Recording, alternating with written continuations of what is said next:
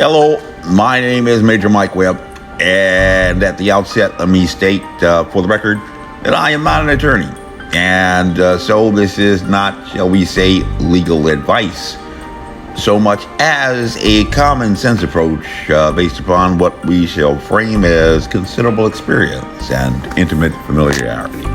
So for the next few moments, we shall explore the paradigm that has been presented in the press as a no-win situation in at-will employment with regard to compulsory vaccines, and prayerfully, if you should find yourself on the wrong side of a judge in court, you will not have to save face with a press release about appealing all the way to the Supreme Court to hide the embarrassing fact that you actually had no case, like some plaintiffs down in Texas. And in the last introductory video, we familiarized viewers with the recent Texas case on mandatory vaccines involving the lead plaintiff, Jennifer Bridges, a nurse, and 116 other Houston Methodist Hospital employees.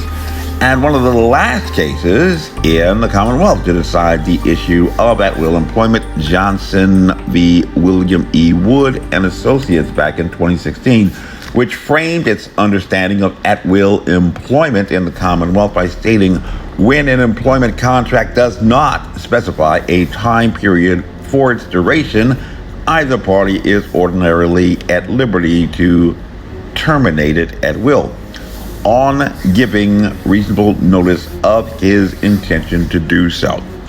And from there, the court set out to define for the first time, believe it or not, what constitutes reasonable notice for purposes of termination of the employment arrangement or contract in Virginia.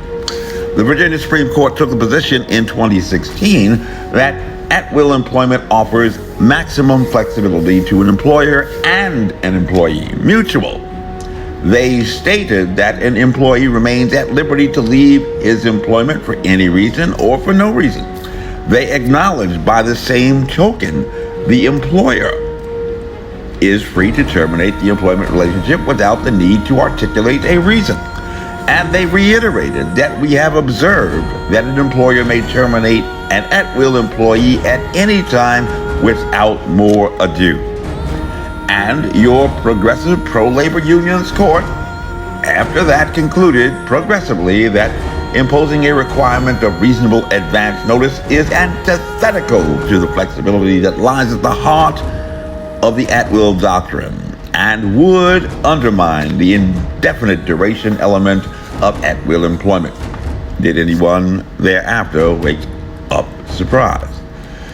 Well, just like it is very rare for a court to go out of its way to address the defects in the claims of 117 individual complainants and ruling, as they did in Texas, in the Johnson case, the court made it very easy for anyone trying to determine the bright line rule decided by that case, and provided convenience to any attorneys and legal researchers by actually using the word holding or hold, which is a legalese term for attorneys to identify the conclusion in a case so they don't get lost in dicta or rule established by the court in the case. So they can just use a page search without having to read on for pages and pages to find out what the case was supposed to be about.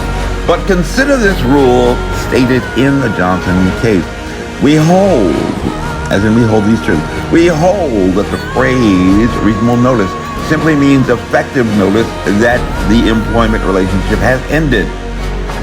Without such notice, an employee who has not received notice that the employment has been terminated will likely continue to work, only to learn at some later time that she was no longer an employee and therefore will not be paid for her effort.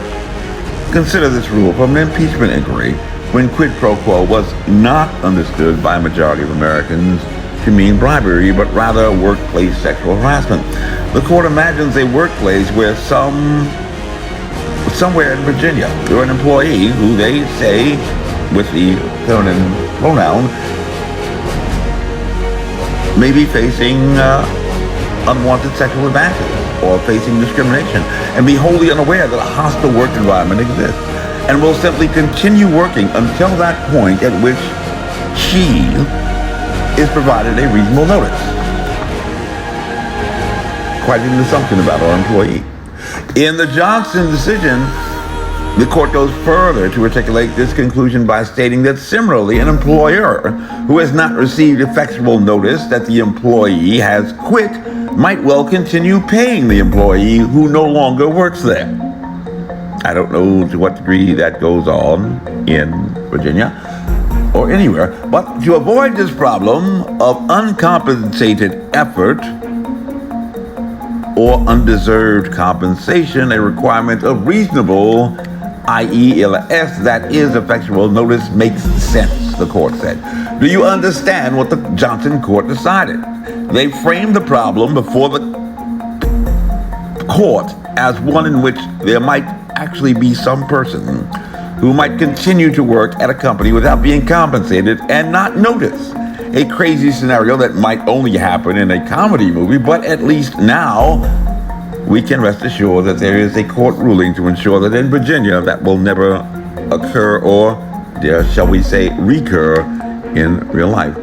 And the Johnson court reiterates a very common rule to buttress its decision by citing from the long line of cases in an established order of precedential authorities that even noted in 1988 in the case of Wood v. Board of Supervisors, specifically stating that it is the responsibility of the legislature, not the judiciary, to formulate public policy and to strike the appropriate balance between competing interests. It is the responsibility of the legislature, not the judiciary, to formulate policy. You went to court seeking your justice, and the judge now tells you he only works here. And if you got a problem with that, call your congressman. That was the ruling.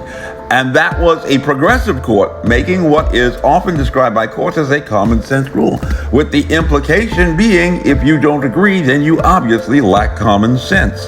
And this makes the prospects look pretty bleak if you happen to work in a hospital or anywhere else and get suspended or fired for refusing to comply with the new rule in the workplace and receive your shots and be a good employee in helping the company to create a safe workplace, which it is their duty to provide, like being free from sexual harassment and discrimination, right?